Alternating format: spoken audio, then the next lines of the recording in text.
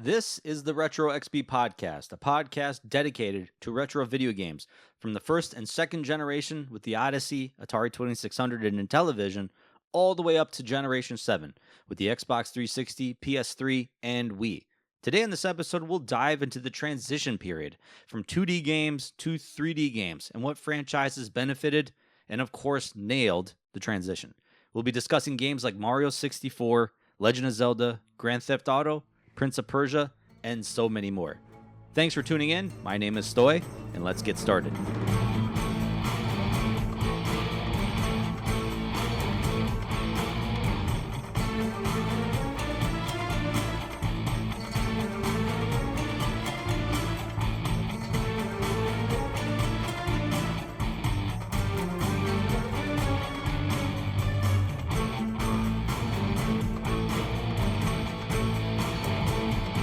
Retro XP is now part of the Hair of the Dogcast network, joining the likes of Raw Dogs, Zombie Dogs, Elden Dogs, and of course, the flagship Hair of the Dogcast podcasts. You'll most likely find me on a few of those podcasts, most notably Zombie Dogs, where all we talk about is the Resident Evil series. The network has a ton of bonus content and early access episodes on Patreon at patreon.com/hair of the dogcast. So help support us by donating and not only getting access to those early access and Patreon exclusive episodes, but also access to the Discord community, which is exclusive to Patreon members, with just a minimum amount of $3 a month. There's a room exclusive to Retro XP in there where we talk about retro video games and episode discussions. Otherwise, you can follow me on X, Threads, and Instagram at RetroXPodcast. Whatever podcast platform you're listening to this on, be sure to follow and enable notifications so you can find out when I drop a new episode. Episodes are also live on YouTube, and follow me there as well at RetroXPodcast. So let's jump right into the topic.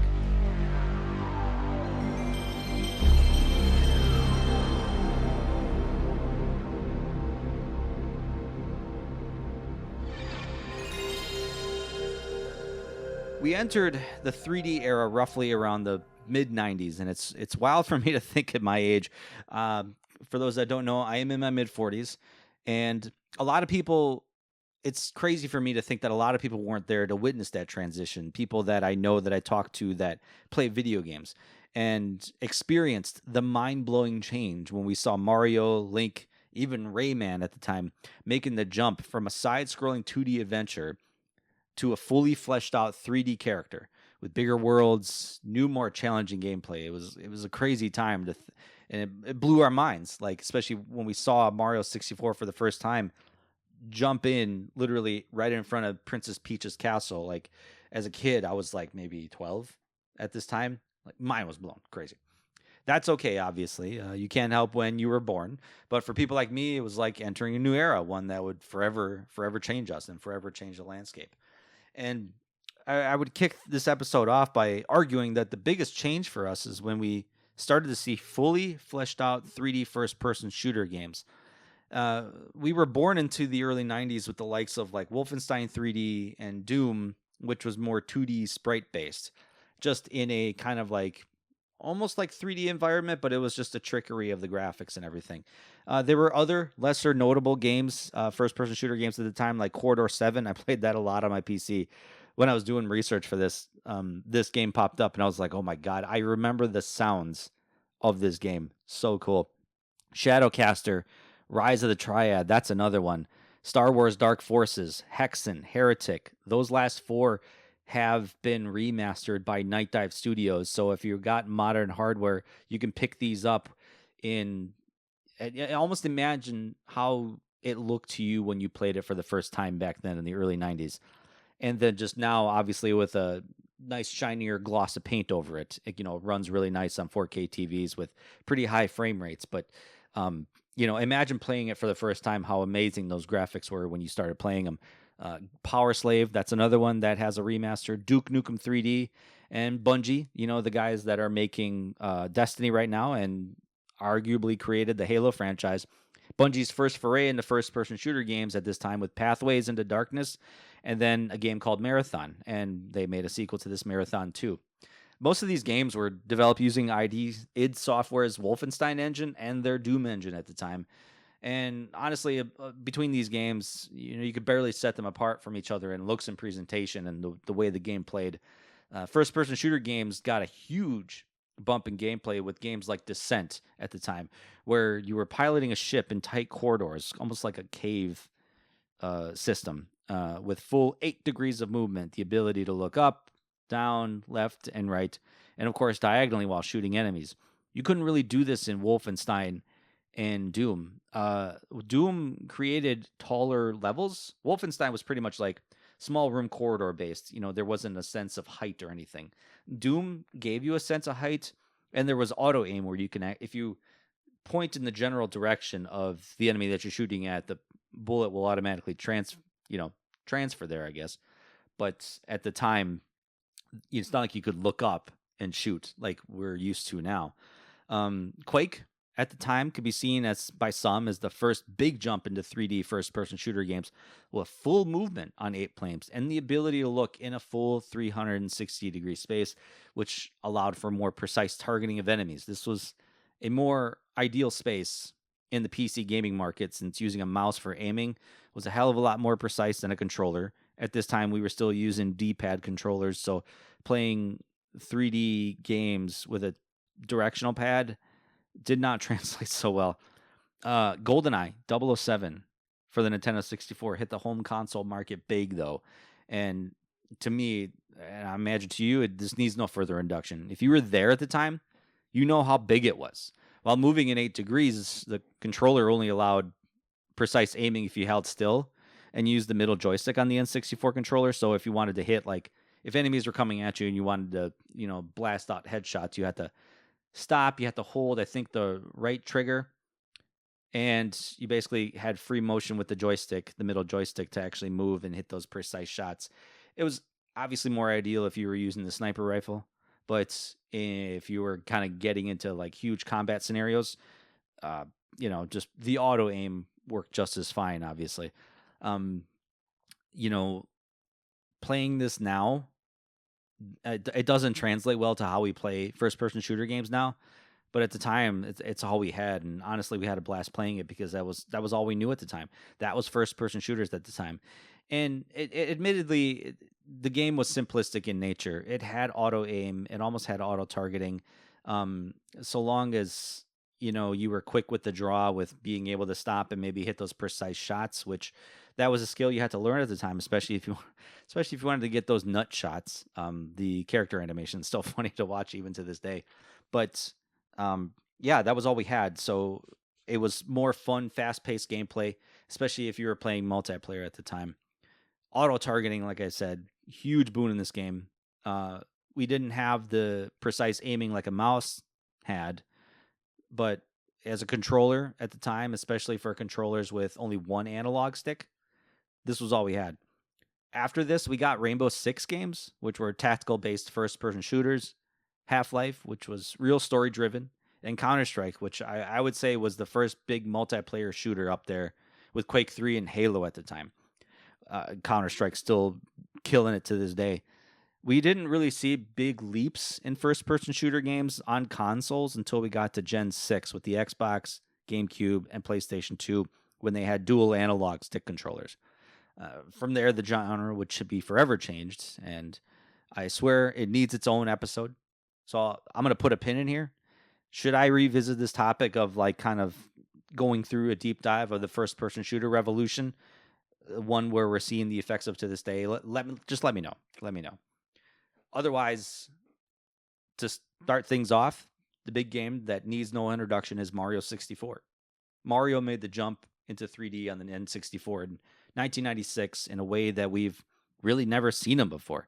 The analog stick we got with the N64 gave us the ability to move around in a 3D space, and the camera was controlled using those yellow C buttons on the right. It's not an intuitive way that we control the camera now in third-person adventure games, but this was early-stage platforming at the time. It was an interesting gameplay mechanic because you had a Lakitu following you around with a camera recording, quote, your exploits as you try to save the Mushroom Kingdom from Bowser. It was a interesting mechanic. Like I said, Lakitu was those like little cloud turtle-looking things. The camera can be adjusted into third person and even first person mode to look around your environment as you see fit. So if you're trying to navigate the world and you're trying to kind of plan out where you want to go next, or, especially if you wanted to look up, the camera didn't give you the ability to look up very easily in third person mode. So you had to go into first person. Basically, you stopped in place and then you got to look freely to see, oh, I can go that away, or I can go this away. You can walk, run, jump, crouch, crawl, climb, swim, kick, grab objects, and punch them using the game's controller, analog stick, and the buttons as well. So a hell of a lot more things you can do than just jumping and ducking in some of the early 2D games. You can also execute special jumps by combining a regular jump with other actions, including like double and triple jumps. You can do a long jump, you can do a backflip, you can do wall jumps. I mean, this was Mario. Mario became a freaking parkour guy with the inception of Mario 64. While Nintendo still makes 2D Mario games to this day, Mario 64's influence permeated into future games like Mario Sunshine, Super Mario Galaxy, and Super Mario 3D World. And hopefully we'll see some more coming through. I want to say the last 3D Mario game that we really got new was Super Mario Odyssey, which was probably, to me, one of the better 3D Mario games ever to have come out. But, that's me. I know other people may feel different. I still have a, kind of like a love-hate relationship with Mario 64. At the time, man, that game was fun. That game was amazing. That game blew the doors off of 3D platforming and ushered Nintendo fans into literally a new era of gaming. And playing it now, especially, like I said, when you play a lot of these early 3D platforming games, they don't translate very well because the technology was so new at the time. So say you're a guy, say you're a kid, or say you're someone in your 20s who literally grew up, with Gen 7 systems as your first system. Going back to play some of these early 3D games, it's not going to translate well. And it's just the technology at the time and what we had at the time, the knowledge that we had at the time, and just all the QA tested that came from it. Like I said, 3D games now, Mario 64 walked so 3D games could run right now, or, full on sprint, if you could say. So, it's almost like a look into history. It's like, this is where we started. And then now when we play fully 3D action adventure games, like obviously Mario Odyssey, it's a name, the direct comparison. It's just so much better now. So, everyone has its start. Who also, another one got its start is The Legend of Zelda. Made its huge jump into the 3D during this same time with Ocarina of Time. Man, this was big. This was big. This is the game that made me want to get an N64 in the first place. Reading magazines at the time and seeing pictures of what the next phase of the Legend of Zelda series was going into at the time, I loved Link to the Past. Still do to this day. And I would say out of all the Legend of Zelda games, Link to the Past is still my favorite. Still my favorite. I remember where I was and what I was doing, how old I was when I first, put Link to the Past in my Super Nintendo at the time, and just the feelings that I got with the opening intro. And while, I could have nostalgia tinted glasses to say like, well, this is my personal favorite. Is it the best? No. I think Ocarina of Time is the highest rated Legend of Zelda game in Metacritic. I think, or unless like the Tears of the Kingdom, Switch 2 version bumped it. But I think originally Ocarina of Time still holds the top, me personally. But opinions are like a-holes. Everyone's got one. The first feelings you get when you leave Kokiri Forest and into Hyrule Field and seeing the castle off in the distance was just nothing short of life-changing at the time. This game came out in 1998, a couple years after Mario 64.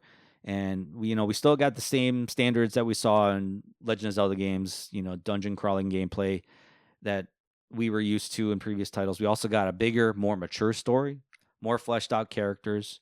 Link still wasn't talking. A revolutionary battle system, and obviously the annoying side character trait that we got to see in future games. That is Navi, who has become an internet meme for 20 years, 30 years at this point. While 3D action adventure games was kind of still new at this time, combat in this type of environment was frustrating. It was difficult, especially with kind of games that had a little bit of free motion a little bit too much free motion. So the development team created the Z targeting mechanic. The Z button is the button that's right underneath the kind of like middle joystick. So it's like a trigger, so to speak. That's the kind of idea. While using this mechanic, the camera follows the target and Link's constantly faces it. So it's auto targeting basically. Projectile attacks are automatically directed at the target and do not require manual aiming. So if you were to lock onto a target and you were going to use a bow and arrow, it just automatically locks onto it. You don't have to do any free aiming unless you really wanted to. You can go into first person mode like normal in this one too if you wanted to hit certain spots or certain things in the environment. Context sensitive actions allowed for multiple tasks to be assigned to one button. So like if you locked on to a certain thing, you could hit a button to do thing. The on-screen display shows what will happen when the button is pushed and changes depending on what they're doing. Like I said, whatever you locked onto, you did certain things. Like for example, the button that causes Link to maybe push a box if he's standing next to it, or another one where he can climb onto the box if just you push the analog stick toward it.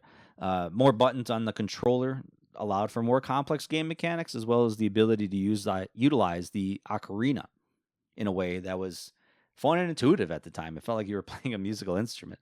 Once you brought your ocarina to your mouth, so long as you knew the button sequence, you could play tunes like Song of Time, which granted you access to the Door of Time to get your Master Sword, Epona's Song to call your horse, and Zelda's Lullaby, which granted you access into certain areas, certain kind of Hyrule royalty type areas. So there was a ton of other different songs and stuff, and you could free mode it too. Like I said, the notes were the C buttons, so you can make up your own song if you wanted to. I'm not that musically gifted, so I didn't. But even like jumping into this day, I don't even need to think. I don't even need to think of the button sequence for the Song of Time. I just really don't.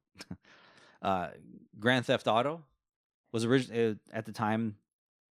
Everybody knew I was going to talk about this game. Hugely revolutionary, and a lot of people may not know this, that this originated in the PlayStation 1 era. It was a top-down, open-world action-adventure game, which took place in various cities in the Grand Theft Auto lore. There was Grand Theft Auto 1 and Grand Theft Auto 2. And when I say lore, there is lore. If you go back, if you follow the Raw Dogs podcast, there is lore. Look up the episode titled Grand Theft Auto Series Lore from Raw Dogs. I was on that episode and we talked about how there's like different dimensions within the Grand Theft Auto universe. It's pretty crazy. GTA, if you hear me talk about Grand Theft Auto, I'll be using GTA. GTA 1 and 2 for the PlayStation and Dreamcast were your standard top-down adventure fare with completing missions, establishing a name for yourself in the world of crime, yada yada, and of course trying to avoid the cops during your exploits. It's the same. I mean, this is where Grand Theft Auto started, but the same concepts basically transferred to the newer games, even to this day. Video games were forever changed, though, with Grand Theft Auto 3, which came out on the PS2 in 2001.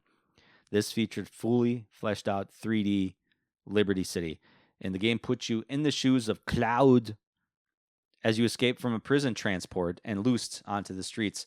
With revenge on your mind, you pick up missions from various mob bosses, corrupt officials, cops, whatever, as you seek the right, the wrongs committed against you. The game truly felt like you had the ultimate form of freedom, though, and I would say one of the first games that truly felt like a sandbox experience. Sandbox meaning, you jump into a sandbox and you can do whatever you want. You can go wherever you want. Nothing was blocking your progress. It wasn't a segmented level structure system. Obviously the missions were structured. You complete one mission, then you can unlock other missions, as the story progressed. But this was the first experience where it's like, you're not like pushed into a certain direction. You can go whenever you want, wherever you want. You could run and do missions if you liked, or you could randomly wreak havoc throughout the city and commit wanton destruction, shoot anyone you like, albeit that comes with heavy consequences. If you start shooting innocent people in the streets, police, you have a wanted status, just like the old games where, if you're committing crimes, the police are going to start showing up, and the more crimes you commit, the more they escalate. And obviously you can jump into a car and drive wherever and however you like. The game was pretty violent at the time. We didn't see a game to this level of realism and this level of, I guess, direct gameplay before. At the time, it pissed off a lot of politicians and family religious groups, but it didn't deter the developers from continuing the series at all, which with its follow-up Vice City and then San Andreas in the same generation. Can you believe that? We got 3 Grand Theft Auto games in one generation. What a time to be alive. Now it's like, when you think about it, GTA 5 is technically started out on the PS3 and 360. And we're getting a new one, Grand Theft Auto 6. We're getting one in, maybe 15 years later. I don't remember. I didn't have this in my notes when GTA 5 came out because I wouldn't say that's a retro game, but it came out a long time ago, well over 10 years ago. I knew that much. But man, what a time to be alive when you had a series of games in a franchise that all came out on the system instead of waiting 5 years or 6 years or whatever. Another game, Prince of Persia. This one had a rough start into the 3D space. The first 3D game that we got from the Prince of Persia series was Prince of Persia 3D in the year of 2000. And my God, this game was difficult. This game did not review well at all, did not play well at all.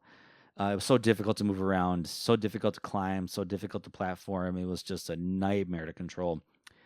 This borrowed a lot of cues from the Tomb Raider series at the time, and its very stilted movements, but I say Tomb Raider played much better than this at the time. However, the series benefited hugely from the Prince of Persia Sands of Time, which came out 3 years later. This came out for the PS2, Xbox, and GameCube. Sands of Time brought forth an intuitive and fun combat style in a 3D space. And of course, as we know, you're carrying a dagger, which you can control time.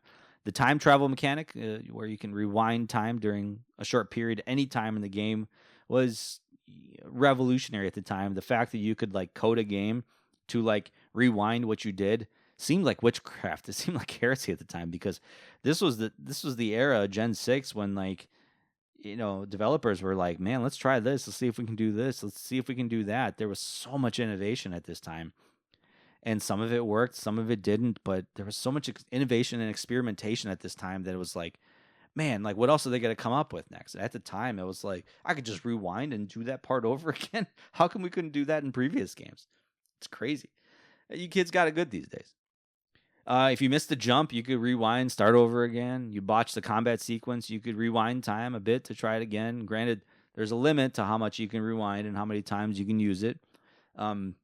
The camera wasn't fully controllable at the time, like how we see modern 3D action adventure games.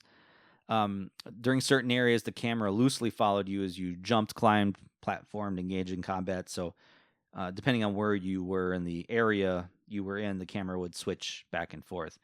The series continued with the darker tone of Warrior Within. Talked about that in the previous episode, Metal Music and Video Games. It was a pretty dark edgelord type of game. And then afterwards with Two Thrones.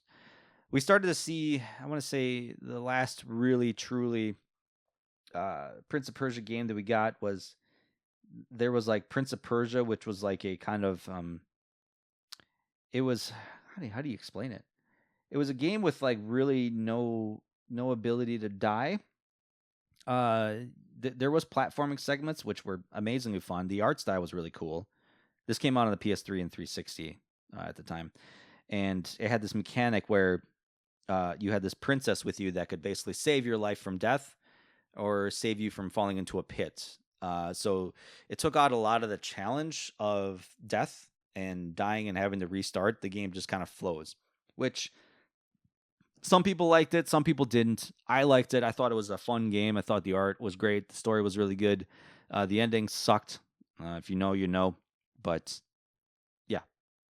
So Sonic the Hedgehog had a rough start into the 3D space as well, and I would say it had a rough go of it, even in future titles.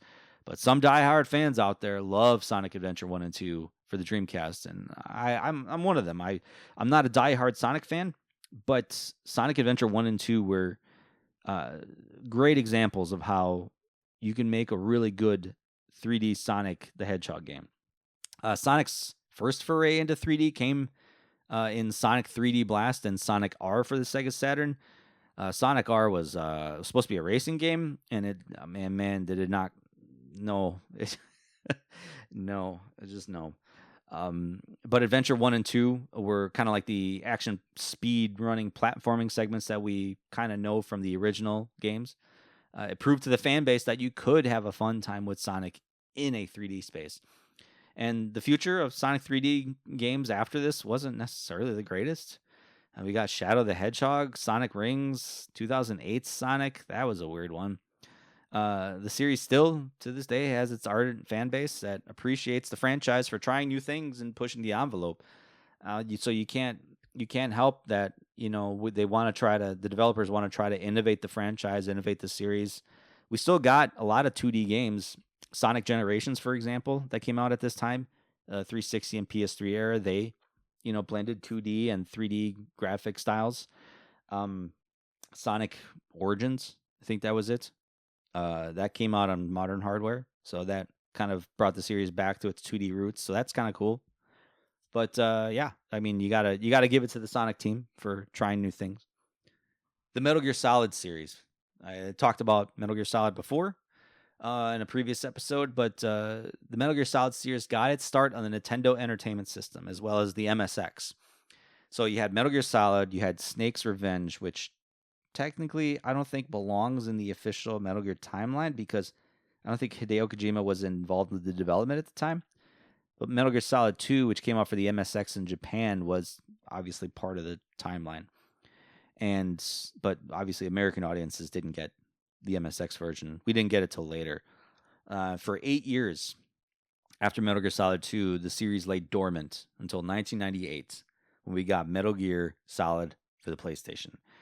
This was something else, man. Seeing this in the magazines, and then seeing demo discs of this game in action. See, at this time, if you got magazines, you would sometimes get CDs, you would get demo discs, you would get access to certain demos of games, you would get videos that you could put into your computer and watch trailers of games. I mean, you couldn't just, like I said, this was obviously well before the internet became hugely popular where you could just pull up a video and watch it. Like you had to download videos at the time if you could even find game trailers, especially in 1998. Downloading a video would, like, even like a 2-minute video would take forever. This was dial-up internet at the time, kids. Um, why am I saying this? It's not like kids listen to this episode unless they do. Unless you do. If you do, welcome. This was a cinematic experience with a very mature storyline, voice acting, Hollywood-like music score, and it utilized stealth mechanics in ways no video game had done up until this point. Metal Gear Solid took the franchise to brand new heights under the direction of Hideo Kojima, the visionary at the time, and still to this day, still making games. He took his love of movie making into the video game development space, and the series continued on from here into the PlayStation 2 with Metal Gear Solid 2 and 3, and forever revolutionized stealth mechanics in video games to the point where we're still seeing the effects of that stuff to this day. Granted, stealth mechanic games aren't as popular as they used to be, especially stealth focused games like this. I still miss the old days of firing up Splinter Cell. Obviously I still have access to those games, but that was another good franchise. But obviously it's remains to be seen. I know they talked about doing a reboot of the franchise, but haven't heard anything in a couple years. But so we'll see. It was hard to do stealth in video games in the early days of 2D. And the old MGS games tried. Obviously, line of sight was very important for stealth games. And so long as you didn't go into the line of sight of your, the enemies that you were trying to sneak around to kill or maim, that was stealth at this time. But it didn't feel intuitive or realistic enough at the time. Once we got into the realm of 3D, it clicked. And even with advances in enemy AI at this time, we got to study security guard patterns, movement patterns. There's cameras you got to avoid, and even engaging in intuitive hand-to-hand combat if needed. Like, you can knock people down, you can choke people out, you can knock them out with poison darts or whatever like that, sleep darts, whatever. So there's so many different options now instead of just like in the early MGS days, you would just punch them 3 times and then that would just basically remove them from the screen. However, they would come back when you go back to the screen in some cases. So in Metal Gear Solid, once you took out an enemy, they were done, unless another guard came and actually woke them up if they were caught sleeping. But there's so many different nuances in this game that it was just like mind blowing at the time. That it was like, this is a level of realism that we didn't expect from video games at this time. This is when people started to really kind of look at video games as like a really good storytelling medium and a really good immersive experience that is, I mean, it's a very fantastical story, one that's kind of like obviously rooted in fiction and a little bit of, way out there thinking and way out there technology, but it was still pretty realistic at the time, something we never experienced before. But yeah, still, you know, one of the most revolutionary video games to this time. Final Fantasy, still to this day, one of the best and earliest icons in the RPG space. And up until 6 or 3, if you're in America, we got real lived in worlds, eclectic bands of characters that we just fell in love with, amazing, amazing enemies, amazing characters, villains. Just, I mean, Kefka from Final Fantasy VI, some people would say was one of the best villains in the Final Fantasy space. And the interesting thing about Final Fantasy, the mainline entries were not. You didn't have to play the first 5 in order to get into 6. They were all self-contained stories. There was some bleeding over of maybe certain characters or certain themes, but for the most part, they were all self-contained stories. You don't need to know what happened in the previous game in order to enjoy the current game that you're playing. And the RPG world changed forever with the blockbuster that is Final Fantasy VII. And I know amongst the fan base that the idea that 7 is the best game in the series, which warranted a full-on remake of the series into 3 separate games in our current generation, is considered blasphemy. But you cannot argue the storm that hit when this game graced our televisions. And I will admit, I was never an RPG kid growing up. I never played any of the original Final Fantasy games. RPGs to me were too slow, too methodical. I wanted to play video games to get right into the action. Remember, I was a Mega Man and a Ninja Gaiden kid growing up. I wanted immediate satisfaction of dispatching my enemies. I didn't want to sit there and wait for turns. Turn-based combat to me was like boring as hell. Like, what the hell? I got to sit here and wait while they attack me and I can't do anything. And then, sometimes these games are too long that I just want to jump in, finish a game maybe in a half hour, 40 minutes, and then move on instead of like, oh man, this is like a 20-hour experience. However, once 7 came out, I was like, oh, this looks pretty cool. This was intriguing. This was one of the first games where we saw a game trailer in a movie theater leading up to, part of the preview section. You go see a movie and then all of a sudden you see a video game trailer pop up. That's what I was like, okay, this game is serious. Let me give this a shot. So, I picked up this game on a whim one summer. I think it was my junior year. I picked it up and I was like, let's give this a shot, and just fell in love with it. I mean, gone are the 2D planes of character sprites and backgrounds, and now we have fully realized 3D worlds, a large world map that's in a full 3D space that actually resembles globetrotting when you move around. It's kind of got that curved Earth look when you're traveling through, so it kind of gave you that sense of immersion and how big the world is that you're moving around in. And a battle system with fully rendered 3D character models and cinematic camera angles that really immerse you in the fight, especially when you jump in. It made turn-based combat a little bit more visually appealing, I guess, because, the animations were cool, especially when you get to some of the spells. And then, obviously, using the, kind of materia to summon, Bahamut, Ifrit, like all these, big enemies, big monsters that come and help you.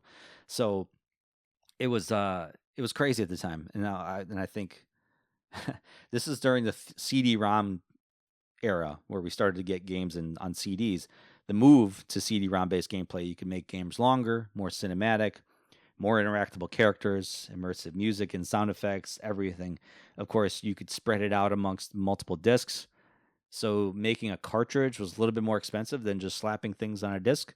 So making bigger games on 3 CDs or 4 CDs was probably a lot cheaper than maybe making 2 cartridges. And I would say I don't think there's ever been a game where we have 2 cartridges. That'd be odd. But the worlds looked more lived in, looked more large, sense of scale, and even close quarters tension. It kind of brought both. The series didn't look back from here, and the fan base craved more worlds in this 3D space. And we only got 2D tactic type games in the future, but they weren't as full scale as the mainline entries 8, 9, and 10 in this space. 8 and 9 still came out in the PlayStation 1 era of games. 10 was the first Final Fantasy game to come out for the PS2. So yeah, it was a huge jump for the series. 10 was when we got fully fleshed out voice acting. We still got text-based conversations during the PS1 era. I mean, with all the characters and all the dialogue in these games, 7, 8, and 9, having that fully fleshed out voice acting, everything voice acting in this time this probably would have been on 6 discs for crying out loud. So obviously once we got to the DVD discs that could hold more space, hold more memory, then it's like, okay, now we can do voice acting. So lastly, we got to talk about Fallout 3. A little bit more of a recent jump into 3D space. This came out in 2008. It was a first-person shooter, which was arguably different than its previous top-down tactical dungeon crawling style games.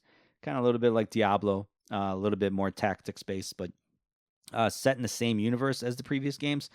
You emerge from your vault after a nuclear apocalypse decimates the world you live in. And you didn't exactly grow up in the time before. I think you were actually born in the vault itself. You enter into the world with fresh eyes and try to find who kidnapped your father. So you basically go into the worlds trying to find who kidnapped your father, and you're finding this world that you thought was completely destroyed and is now looks lived in, albeit looks a lot different than it did before. The game takes place in the Capital Wasteland, what they call it, which is former Washington, D.C., and you not only fight giant bugs and creatures that changed from the nuclear holocaust, but also survivors that want to hurt, kill, and steal. There's also ghouls here, too, that were affected more directly from the nuclear fallout. Fans were a little bit divided during this time, I remember. Old fans who appreciated the series' roots were turned off. They're not in the first-person shooter games. While new fans who never played the previous titles dived in headfirst and fell in love with the combat. And it blended tactical elements of accurate and chance attacks. Like you could pause the combat and you can select like if you want to do like targeted attacks based on the likelihood of you actually hitting your target. So they would say like if you want a headshot, you have maybe like a 10% chance of hitting it.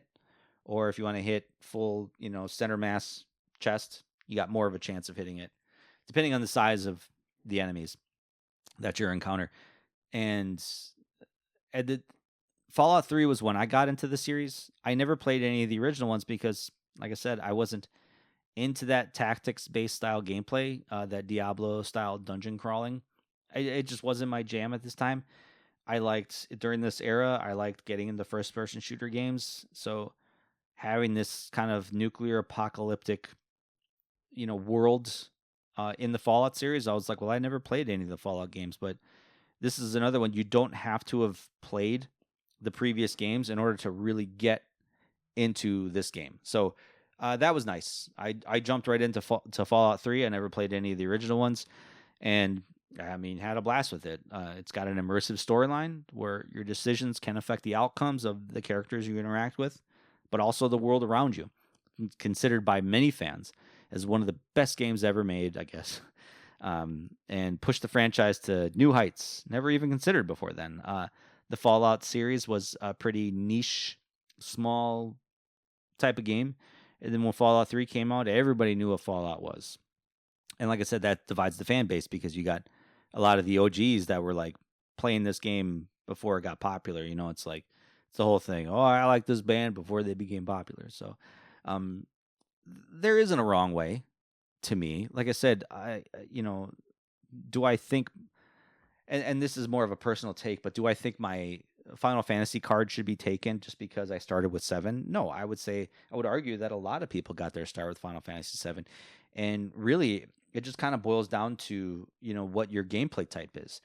Not everybody gets into turn-based action adventure games or RPGs. Not everybody gets into like tactical, RPGs, moving on a grid or something like that. Not everybody's into sports games, racing games, stuff like that. But wherever people find their start is, we should be celebrating that. And honestly, for any ardent fan base, the more people that get into that fan base, the better for the series in the long run, because then developers can continue making those games because they know there's a demand for it.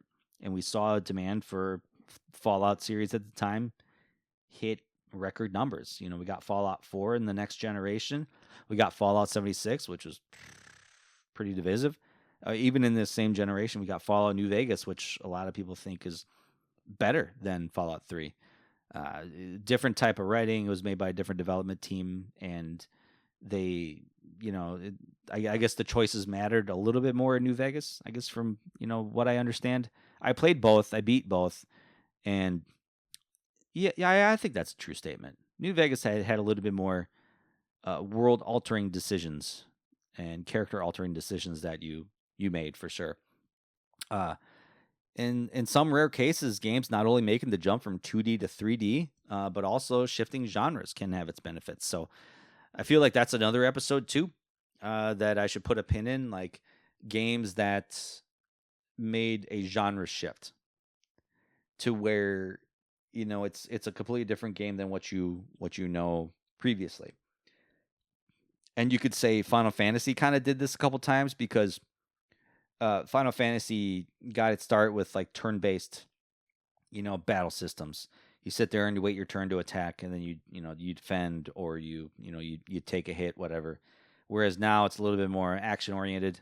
Final Fantasy 16 that came out recently is a little bit more action-oriented than the earlier Final Fantasy games, but it's the genre making changes and kind of maybe changing based on the times and what's kind of more popular in the video game space. And obviously, you wouldn't want to be a developer that just makes the same game over and over again. At least I would assume not. But yeah, that's Fallout 3. I know there's tons of other different games that I talked about, that I didn't talk about. Games like Metroid, Ninja Gaiden, Rayman, I mentioned them earlier. Fighting games, there's a lot of fighting games that kind of made the jump. One would say Street Fighter got its start in the 2D space, but it's not a fully 3D arena fighter.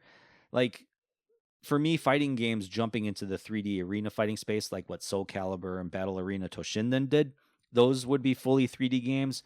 Whereas what we know of Street Fighter jumping into the kind of 3D space with Street Fighter 4, yeah, they used 3D models. Actually, Street Fighter 4, I think, was a 3D game.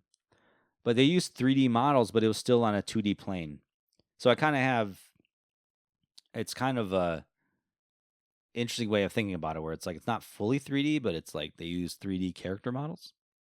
So I don't know, take that with what you will. Racing games, especially, a lot of games that kind of started out as 2D racing that we still saw going into the future.